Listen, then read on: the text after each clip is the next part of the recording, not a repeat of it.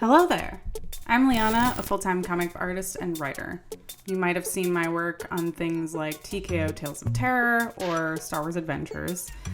This series is for anyone in comics, fans and peers alike. Here, I sit down and talk to all my friends in the comic industry. Welcome. Hello, everyone. I am joined by one of my new lovely friends, Steve Foxe. In comics, I was pointing the other way. It's this way. And we are here to talk about Razorblades. As you all know, I'm a comic artist, and I was incredibly lucky to be one of the contributors to the Razorblades magazine that is coming out this month.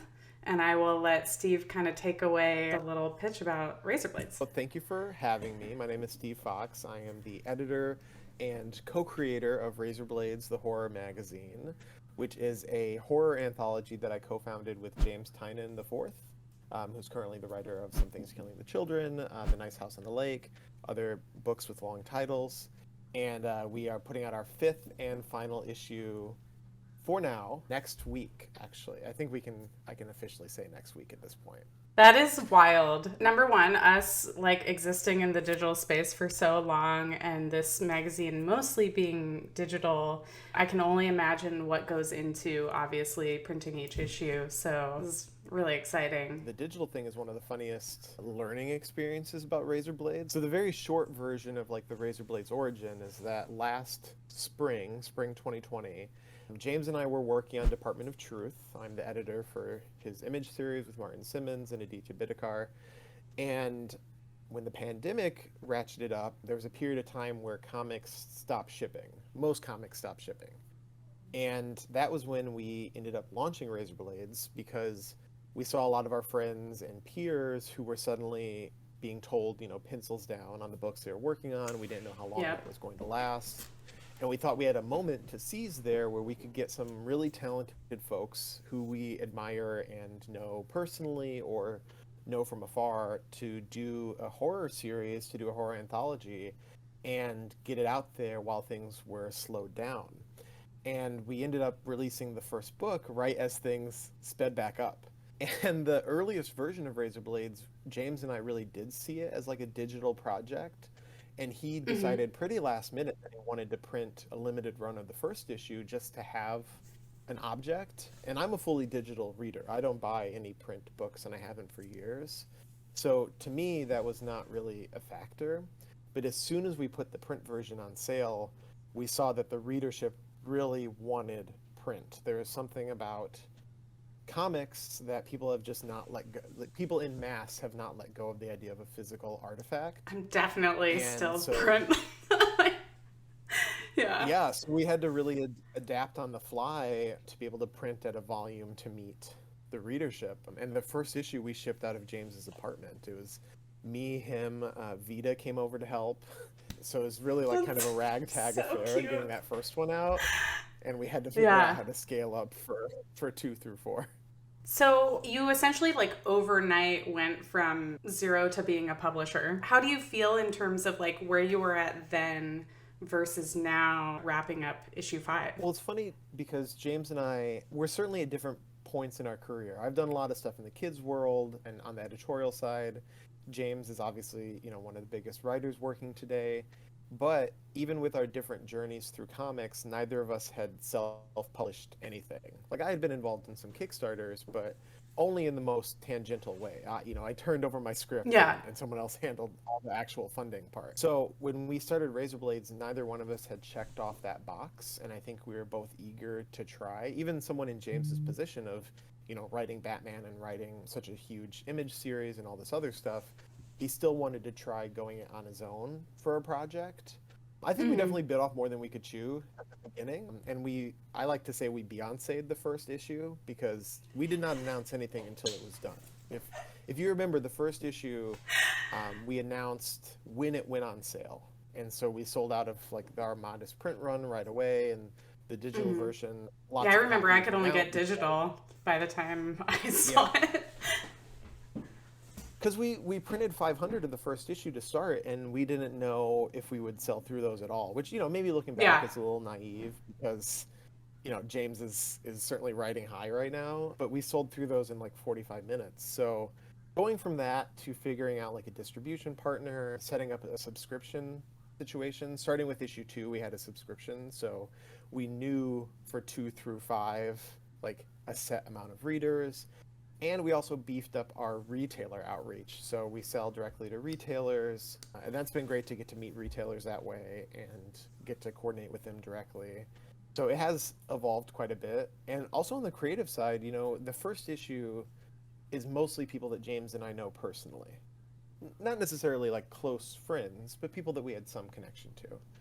And it also Right. includes some people who we did not know at all, but just liked their work online, like Trevor Henderson, Francine, who goes by Witness the Absurd on Twitter. So there were people who we approached cold, but one of the coolest aspects, beyond all the practicalities, was just reaching out to more and more people that we did not know in any way, inviting them to take part, and them actually wanting to do it. Did that kind of branch out through other people recommending, or did you just find more and more people as you both kept writing more and more books? Before the first issue had anyone attached, James and I wrote up a wish list for our first year of contributors.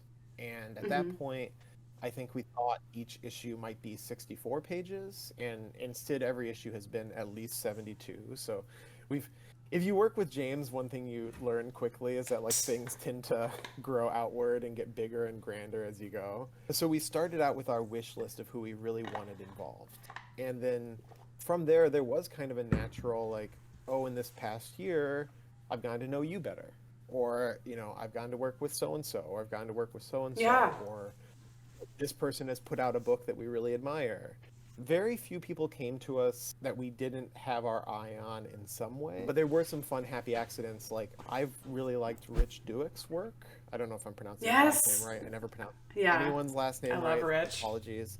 But Rich is great, and Rich has been doing some awesome horror stories, a lot of them with Alex Cormack. And right after we put the first issue on sale, Rich emailed us, and we don't accept submissions, but when Rich reached out, you know, James and I already liked his work, so it was a pretty natural fit to be like, you know what? Hell yeah, like come on in.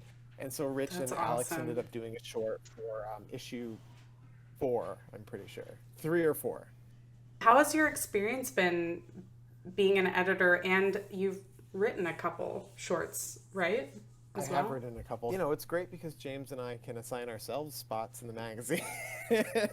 But, you know, we wanted to create this and celebrate both the things we like to create and invite lots of people that we love and admire, and get a chance to work with people we really admire. You know, putting together the magazine ourselves, we can reach out to artists that we've always wanted to work with that has never worked out on a larger scale. Or in James's case, more often than not, it's artists who he has worked with on other books, but to do something totally different. So like he worked with Fernando Blanco, who he's worked with in Gotham, to do, you know, a scary short story for issue 4. So it's a lot of fun to get to mix and match and reach out to people. And yeah, so I had 3 shorts in the magazine, issue 1, 2, and then in 5. So in the first one, I worked with Michael Dianalis, who I think I am getting his name wrong, unfortunately. I don't know how to pronounce his last name. He's a frequent collaborator of James's. They're doing Wind together at Boom. And so we did kind of like one of the most traditionally gnarly shorts in the first issue. So as much as Razorblades is like about kind of high-minded and different approaches to horror, I think the one that Michael and I did in the first issue is probably the closest that issue gets to like classic EC Comics kind of horror. And then in issue 2, I worked with an artist named Michael Ramstead, who I just really admired from Twitter, actually, Twitter and Instagram. He does a series called Fall Forever, which are these like atmospheric, kind of creepy, kind of winsome single-page illustrations of fall scenes. And they're always like orange tinted, and you just look at it and you think of autumn, and like you feel the breeze and can hear the leaves crackling. So we got to work on a short on the second issue, which was really fun, one of his first published comics. And then in issue 5, I've got a 12-page story with Peter Kowalski, Brad Simpson, and Haas, which is part of a concept that we're hoping to expand upon elsewhere, which we got some potentially cool news about the other day, so knock on wood. But one of the aspects of Razorblades when we first launched it was that we wanted it to be able to be an incubator for stories that people wanted to do. It not necessarily have to be that. Like, if this is a 4-page story and that's the entirety of it, awesome. Like, we love that. We love the short horror format. But one of the magazines we took inspiration from was Taboo, which did show the beginning of what went on to become From Hell and several other larger projects. So we never wanted anyone to do like explicitly a prologue or, you know, an incomplete story. But if you have an idea you wanted to try out or kind of do like a first pass at or proof of concept or, you know, whatever, we wanted Razorblades to be able to be a home for that. And we know that there are a couple stories from throughout the run that you may see in other formats down the line. I could talk to you about Razorblades for forever, and I know that people have to keep their eyes out on following the Read Razorblades Twitter, and I know that you guys have an Instagram as well, correct? So I have that Yes, same hand. up top for y'all to follow both the accounts. And do you mind if I give them a sneak peek at like a page or two that I did? No, please do. Yeah, absolutely. Okay, awesome. I included the cover so that way you all know what it looks like when it comes out, so that way you know what to grab. But these are some really cool, fun... Y'all let me go crazy with neon, which is obviously, you know, my favorite. That's my favorite. This was really fun scene and short to draw. Yeah, so you get a little teaser. Do you like doing crowd scenes, or do you cringe when you see a crowd scene? So I think it depends on the format. When I read that first page, I was like, oh, this looks really fun. Because of the way that it was written, I was like, I'm going to go weird with this. And you know my style. Typically I do very cinematic, like same panel sizes, very across the board. But this, I was like, I'm going to go weird. And so it was a great excuse to like, you know, draw a club scene, draw a crowd scene. I loved it personally. I think if somebody was like, you have to draw a crowd scene across a double page spread from this weird angle, I'd be like, no. But, you know, this was perfect. What James and I both really loved about doing the magazine was, you know, we wanted to invite people who we already like and respect and give them the freedom to try different things and like go weird with it, go wild with it. Ian McEwan's in the same issue that you are, and he hand-lettered his short, which he rarely gets the opportunity to do. Fun. And we've had other people, you know, try techniques that they've never done before, because this isn't, you know, a Marvel or DC assignment or what have you. It's a chance to kind of try something different and freakier and go outside of your comfort zone. And so I love hearing that from you. And you can also attest to, you know, James' script is very open to the artist's interpretation. Yeah. He's not like... He doesn't dictate things down to the letter. Like, he's really open to... Absolutely. The special, you know, alchemy that comes from the collaborative aspect. I usually thrive on structure, but I love the way that his scripts were kind of organized, that it definitely like gave me free reign, but gave me enough to like grab onto the structure, you know what I mean? And I was going to say one of my favorite parts was actually a specific page that was done that was completely out of my realm of like what I've ever drawn before. And who knew that I would love it? Is there any like short that you've ever written that you like would want to expand on more, since like 4 issues are already out and people can already go buy them? Like, is there one particularly that you want them to go read and buy? Really, the one that's coming up in issue 5. So it's called Diamond Eyes. That's the one I did with Peter Kowalski and Brad and Haas. Because I really took to the spirit of like the short story when I did the first 2. You know, those 8 pages, those 4 pages, like that's the story. And even when I did Night Train, it was very flattering to have people ask me like, you know, what happens next, or like, you know, what would you do to turn this into a longer thing? And I was like, nobody. This is 12 pages. Like, that's it. Like, that's the story. You know, beginning, middle, and end. Hands are white plain. Boyfriend always wants to kill me. Yeah, my boyfriend always wants to kill me when I say stuff like that, because he's like, no, you have to be able to expand on it. I was like, sometimes a short story is a short story. Yeah. But the short I have with Peter in issue 5, the way we approached it is completely standalone if we never get to do anything else. You know, you're going to read those 12 Hmm. pages, you will get a beginning, a middle, and an end in context to this world. But there's more we want to do in this world. And um, if we get to do more, then the Razorblade short will be kind of like a standalone prologue that will Hmm. illuminate the world. If we don't get to do more, then it's going to be a story that you can, take just in this magazine, and you're not going to feel like you're missing anything. So sometimes that's a difficult tightrope to walk. Hopefully, we pulled it off. But yes, I would say the one in issue 5 is the one that hopefully it catches readers' attentions and they want to see more of it. I understand what an editor does, and I don't want you to be like, list off, like, I guess all of your duties as an editor, but is there any, like, challenges that you had to go through with the fact that this was kind of planned as a digital magazine release, but then you guys switched over, but not necessarily dealing with print, but just like in general, with it kind of being like a project that seemingly kind of feels like it fell in your lap idea wise, and you're like, all right, let's do it, you know? One of the things we did have to figure out was just kind of the print logistics of it, which is maybe not the Mm-hmm. most exciting thing to say, but when you're asking people from across the world of comics and horror illustration and prose and all these different folks to turn in files, and then you have to put all those files in one place to print in a way that makes sense. That is no small task, and actually a lot of credit goes to my boyfriend. He actually compiles each issue because he works in design himself. He works in fashion design. What? But he puts each issue together. Me and James both have a lot of publishing knowledge. I worked in traditional publishing. He's worked all over the place. But there are so many things we don't know because those are handled by other people in the process. So when you take it all on yourself, it's suddenly like, oh, this amazing illustrator send us something that's like 100 DPI and it won't print. It'll look like a thumbprint. Or Yeah. like, this person, despite giving them the dimensions of the page, has sent us something that's like 3 inches by 8 feet. Like, so The learning as bleed we is off, go. or But yeah. yeah.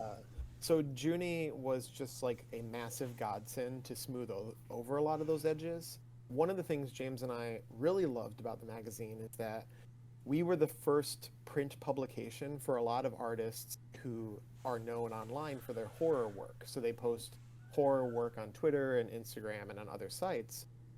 But if you only work online, your work does not always translate to print because of the restrictions of print, especially if you use a lot of blacks and a Yeah. lot of shadows.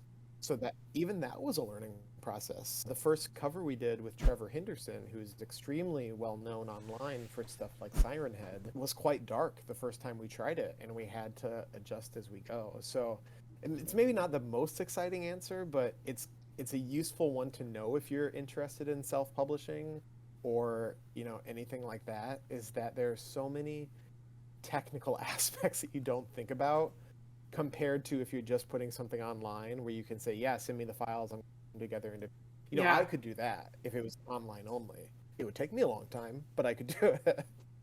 So there was a lot of That's technical things. incredible. I'm glad when people are patient with us because it really is just a few of us, and Razorblades is not the only thing we do. Any creators that you'd love to have work on razor blades that haven't already? That's a tough one because A, James and I did get a lot of our dream list the first time out.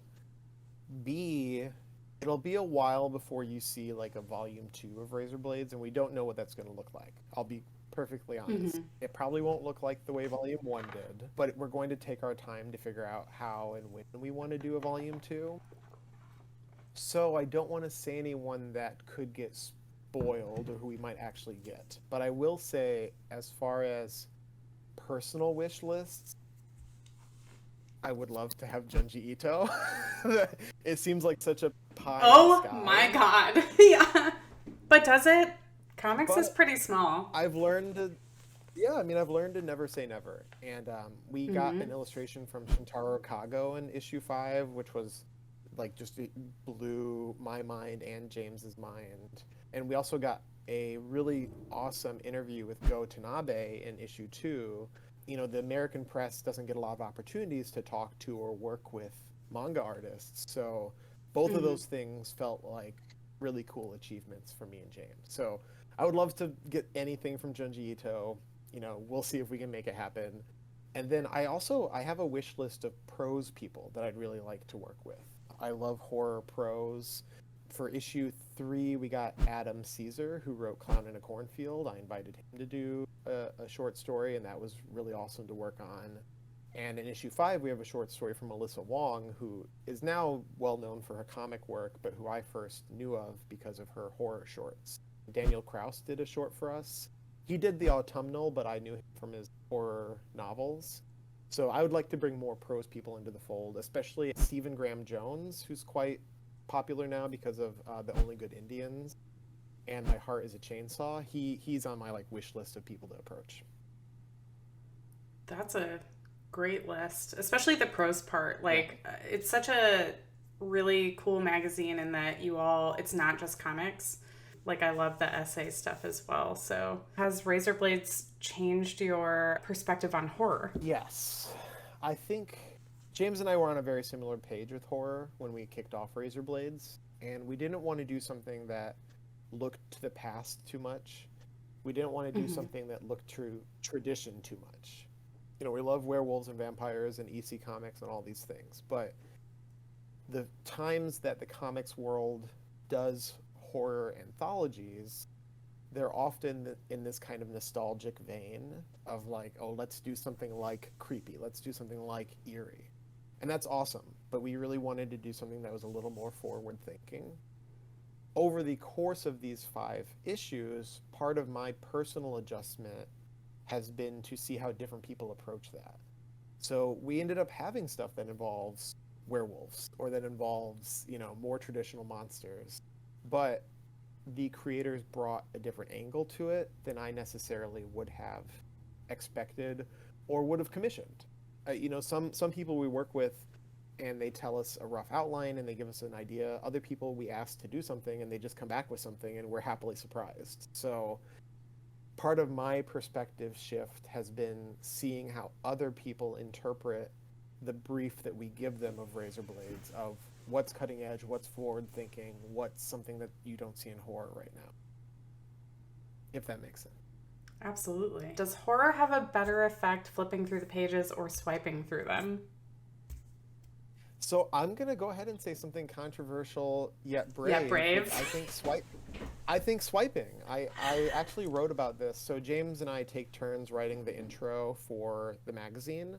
And I wrote the intro for issue 4, and I think one of the challenges in horror comics is that as a creator, you're handing over a lot of the pacing. In a movie, you're pacing it how you want. You're putting the sound cues where you need them. You're putting the reveals where you need them. In a prose piece, in a novel or a short story, it is rare that the reader is going to hop around paragraphs. You pretty much know the order they're going to read them in. In a comic, you're turning over so much of the pacing because you don't know if the reader is going to speed through a panel where you're hiding important details. You don't know if a reader is going to, open the next spread, look down in the bottom right and say, okay, well, there's the monster. Go back and read how it appears. Yep. So I think that's why in horror comics, a lot of the times you see fewer outright attempts to scare so much as disturb or unnerve. Because you can build an unnerving tension, you can show something grotesque, you can show something repulsive, but you're not controlling as much as the pacing. So that was actually a learning process for me in laying out the magazine, because I do the order each time, because I'm always looking on a screen out of my own personal preference, figuring out the best way to imagine the physical reader's experience and try to work toward the page turn for them as well. So, all love to our physical readers and to everyone who prefers physical, but I do think it's kind of nice that on a screen, you can't look ahead. You can't see what's coming next. Yeah. You just get one page at a time. And so you're doubling your reveal opportunity. What horror comic would you recommend for new horror readers? Oh boy. Okay. Exempting anything I've worked on, because that would be impolite. I think if you are coming to comics as like a dedicated horror fan already, I would certainly recommend Junji Ito works. You know, he's, I think, a lot of people's entryway into horror comics, especially Uzumaki. I would also recommend a series called PTSD Radio, which is another manga, and they are super short, creepy stories. So if you're familiar with like, I don't think it's in print in America, but it's legally available digitally in America. So Kodansha translated it for their like digital only line. But if you're familiar with like creepypasta or short stories online, like that kind of horror, this guy is just amazing at it, and each volume gets you like 100 frights packed into a pretty short amount of space. In the American market, Joe Hill recently did his line at DC Comics, Hill House. So they published a number of horror comics. I loved Basketful of Heads. It's like the best 70s horror movie that never existed. They just kicked off a sequel to it today, actually, Refrigerator Full of Heads, which I love on the title alone, but have not gotten a chance to read yet. Mm-hmm. But Basketful of Heads, I think people really slept on. If you like an element of the fantastical in your horror, Lock and Key, which is Joe Hill's longer series with Gabriel Rodriguez, is fantastic. I never watched the show or anything, so I don't know how it reflects on that, but it is a sort of classic, like Stephen King-esque story where it spends as much time investing you in the human characters as it does scary things happening to them. I'm trying to think of other ones off the top of my head. There's so many, and I feel like I don't want to cheat and suggest stuff I worked on. Well, I was gonna say Tales of Terror. You know, we're it gets you a variety bag, and it really is a fun range. And I think it introduces you to a ton of good creators. Yeah, and I don't feel bad recommending Razorblades because James and I really worked our butts off to make it great, and it's available online for whatever price you want to pay. So you could get 300 and some pages of digital horror comics for free if you. Also, James's current books. I mean, Something Is Killing the Children is amazing, and Nice House on the Lake is one of the best horror comics I've ever read. And Alvaro Martinez Bueno did the cover to our 5th issue. So much to choose from. Those jump to mind right now. I will say the most disturbing comic I've ever personally read is called Beautiful Darkness. It's a French comic. It's not out and out horror. It's kind of more like will leave you upset about the human condition. So like if you just want to jump right in the deep end of like, I'd like to feel bad today, Beautiful Darkness is my top recommendation. That was like one of the biggest sellers when I worked at a shop. BD in general was a huge get for them, but yeah. And Junji Ito, like that's how I was exposed to all his work. I just picked up that Censor, I think is what it's called. Yeah, Censor's the new one. I do have to shout out The Plot by some Razorblades contributors, Josh Hickson, one of our buds. Mike Marisi, Tim Daniel. Yeah.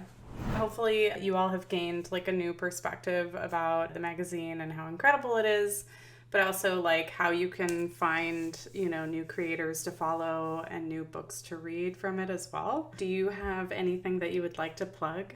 Yeah, I have a lot of things I want to plug. So Razorblades issue 5, Tales of Terror, which is the TKO compendium of all their short horror stories that you and I are both in. Party and Prey is a horror thriller graphic novel that I co-wrote with Steve Orlando that just came out from Aftershock Comics at the beginning of the month. So that's more in the realm so of good like, so far.